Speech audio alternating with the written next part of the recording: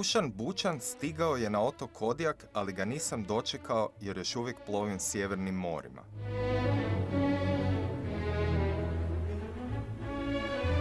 Radim kao kuhar i pomoćni radnik na palubi. Diploma akademskog producenta uopće mi nije pomogla. You are one crazy bastard.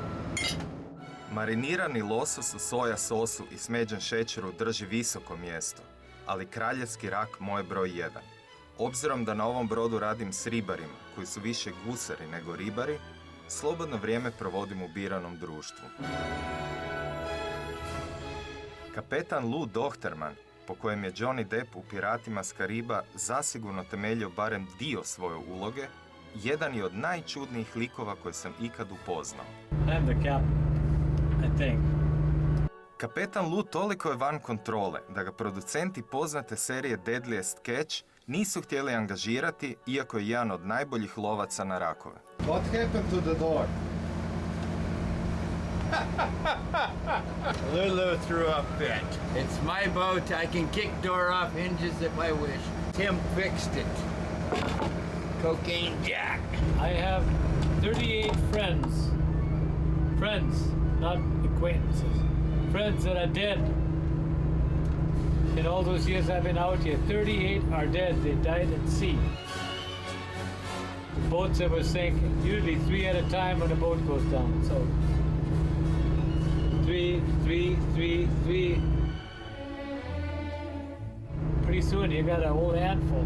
Go to Kodiak to the memorial, and I can show them all to you. They're all on there. All dead. Dead. So it can happen to you anytime. Dok se ja trudim ne biti jedan od njegovih prijatelja koji će stradati na moru, Duša na Kodjaku, koliko čujem, ne gubi vrijeme.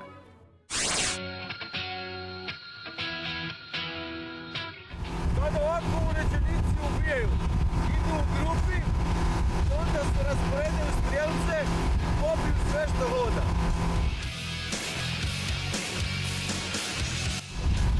Should we tell him to wipe the stuff off of his face?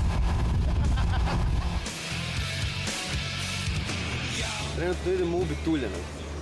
Budući da je on urođenik, on ima pravo ubiti tuljana, a bijelci nemaju pravo. Budući da sam ja bijelac, a pratim njega, jednostavno mogu biti s njim dok on ubija tuljana.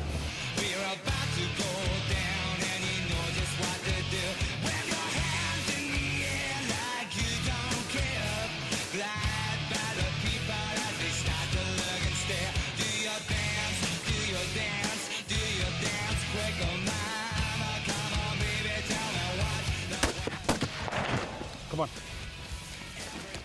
Idemo. This is the end. Problem je u tome kad se pogode onda tonu. I onda najbolje ih gađa dok su u pličaku. Tako ih je najlakše izvući. Budući da je sad pao negdje na dno, moramo sa kukom izvaditi van.